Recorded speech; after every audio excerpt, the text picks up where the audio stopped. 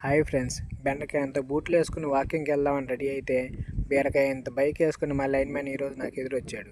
ఎక్కడికి నువ్వు వెళ్ళేది రా, వైర్ తెగింది లాగుదామని తీసుకొచ్చాడు. వైర్ ఎందుకు తెగిందంటే ఆ స్తంభం మీద ఉన్నటువంటి మధ్యలో ఇన్సులేటర్ ఫెయిల్ అయిందనమాట.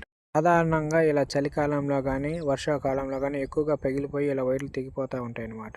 ఆ తెగిపోయిన వైర్లను స్ట్రైట్ జాయింట్ వేసేసి పైకి లాగాలి. నేను స్ట్రైట్ జాయింట్ వేసుకునే క్రమంలో ఒక ఏడుపు నాకు వినపడింది.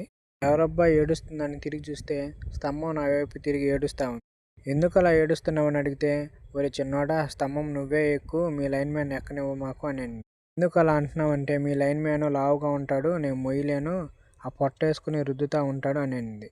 సరేలే నేనే ఎక్కుతాను, ఆగు అలా అని చిన్నగా పైకెక్కాను అనమాట. చిన్నగా పైకెక్కిన తర్వాత అమ్మయ్య, ఇప్పుడు చాలా సంతోషంగా ఉంది అని నవ్వింది.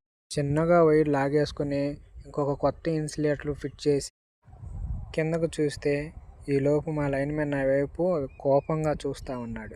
పట్టించుకోకుండా ఆ వైర్ని ఇంకోసారి పైన స్ట్రైట్ జాయింట్ వేసేసి పిన్ బైండింగ్ కొట్టేశాను అనమాట.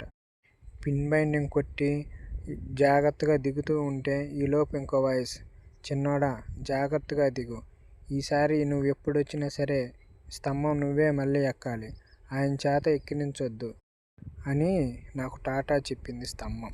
స్తంభం కోరిక తీర్చాను ఈరోజు.